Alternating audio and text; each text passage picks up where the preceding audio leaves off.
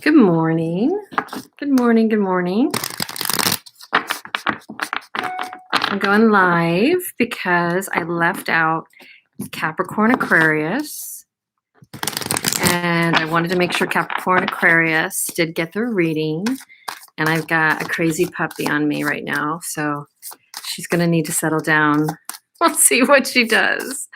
I had her in her little pen over here, and she wasn't having it. So, we'll see what she does. Okay. Let's see. Welcome to the morning. I'm doing a quick reading.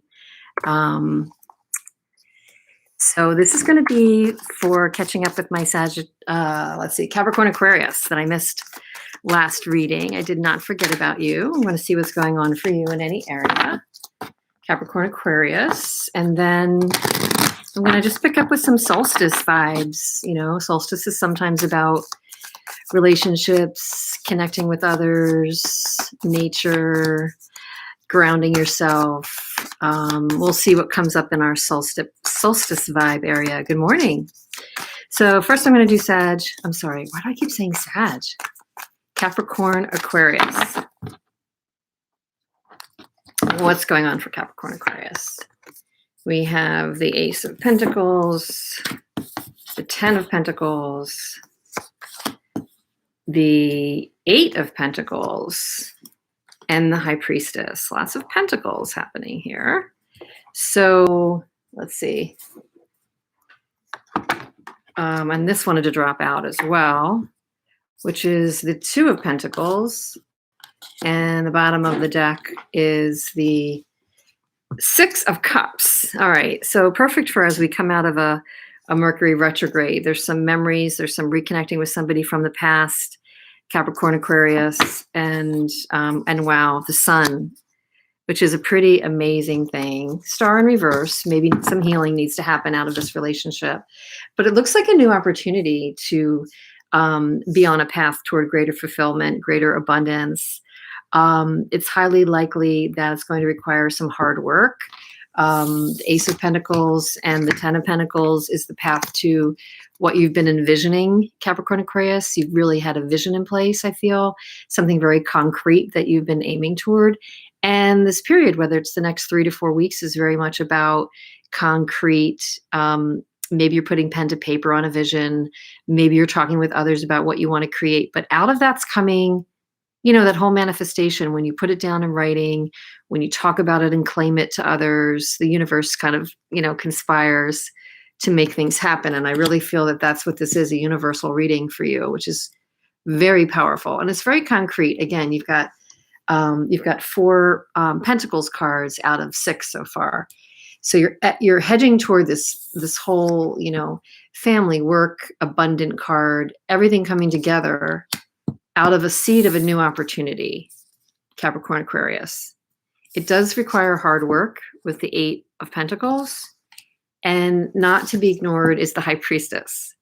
So it says to me that part of your hard work is definitely going to entail perhaps some inner searching, following your inner wisdom, following your intuition, that you probably have a lot of the knowing and know-how and savvy, or at least gut feeling, to make an important decision around this new opportunity. You have the Two of Pentacles as the undercurrent to the reading, so there's definitely something you're weighing up. And I think there's a decision. Will you take this bright, shiny new opportunity that could lead you to greater abundance? Certainly involves some hard work. Question is, will you? And I think that it's asking you to tap into your intuition. Now, I think what's interesting is because intuition often comes from our past experiences. It's definitely, not necessarily a woo-woo thing. Intuition is usually our brain recognizing, I've been here before. Oh, well, this is how it happened last time. So if I follow my gut, I kind of have information that I'm pulling up from my cells and my brain from what happened to me last time. So it's allowing me to tap into something. I think that people, they wonder where intuition comes from. And yet at the same time, it's much more practical at times than we give it credit for. Certainly it can be tapped when you're quiet, when you're alone, when you're feeling grounded, tuned in with yourself, when you're following some days that feel like that. But I think it's also based on past experiences and what we're recognizing that gives us that, you know. What else do we need? Hello, good morning. What else do we need to know for Capricorn-Aquarius?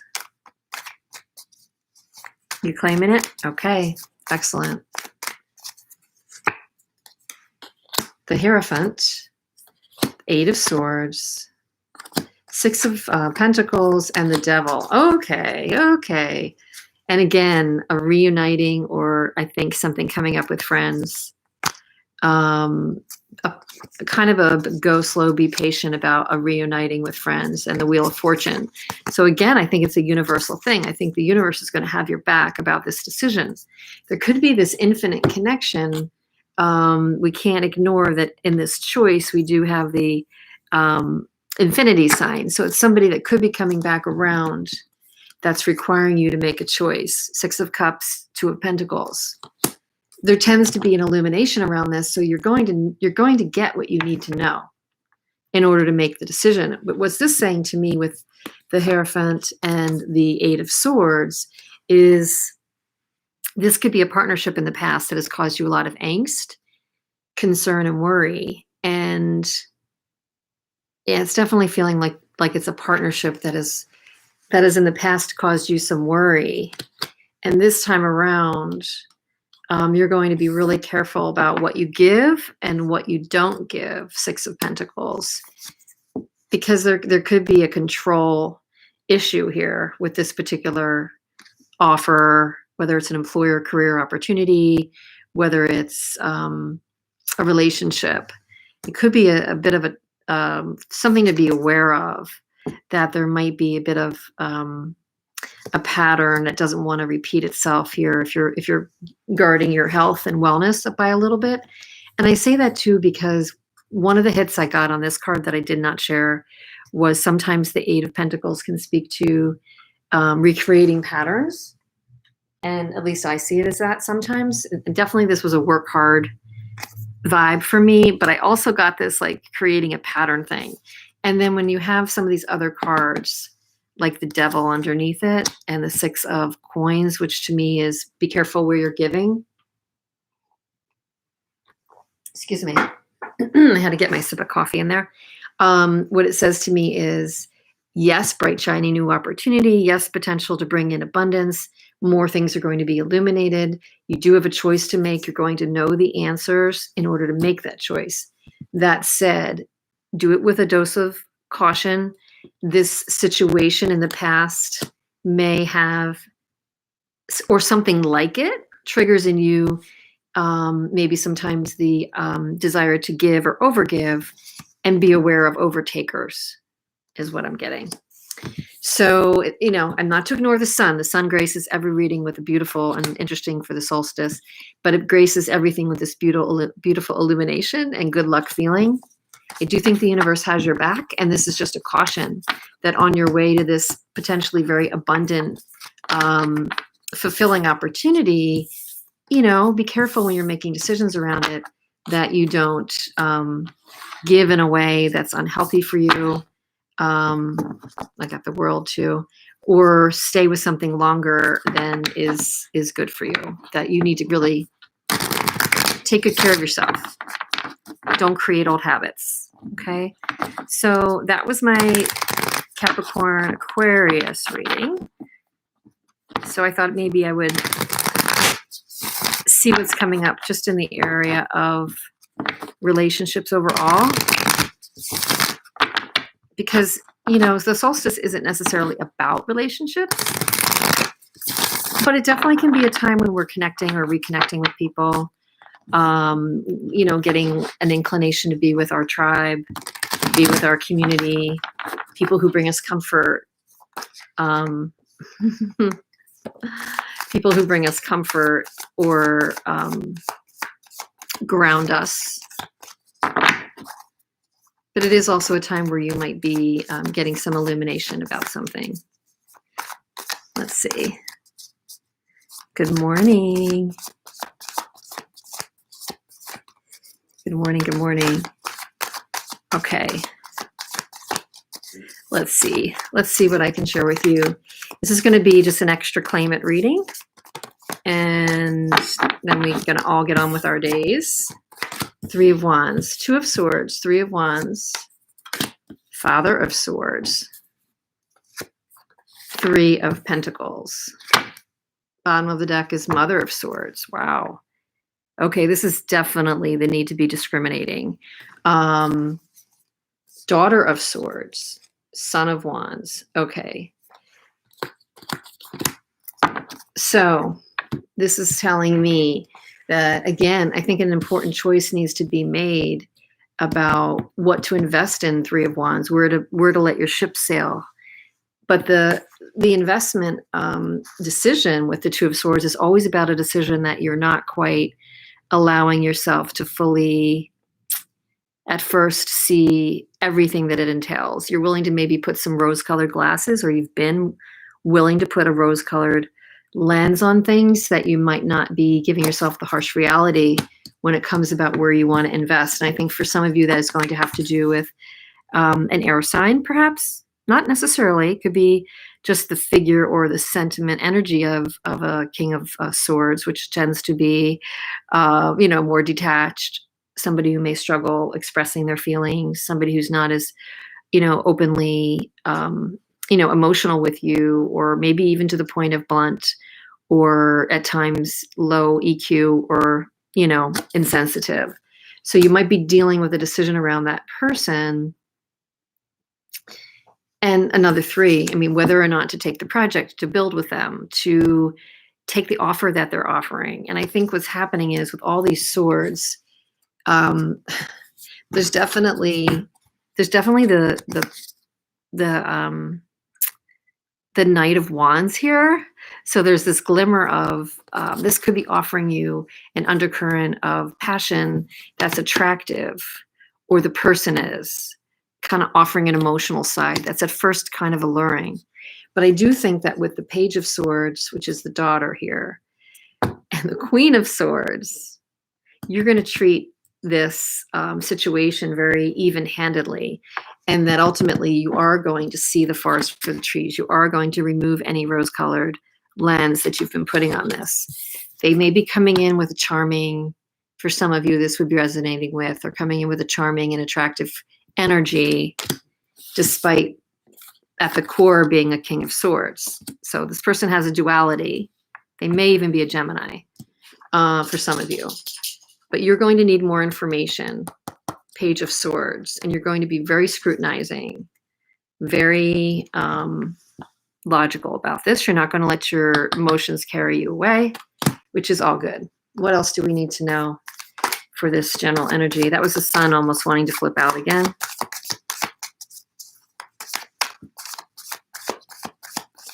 Let's see. Okay, 6 of Swords. So definitely a message to try to move into calmer waters. Don't get stuck on the drama. If there's drama associated with this period, one or both of you might need to walk away from something that you were invested in to avoid the drama. With all these swords, definitely somebody's going to be cutting something out, and it might be the right answer. Okay, let's see. Any other last messages?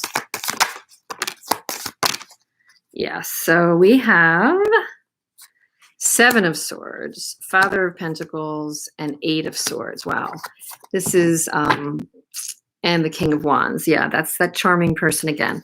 So there's definitely, and the Tower. Yeah, so there's like a ton of swords here.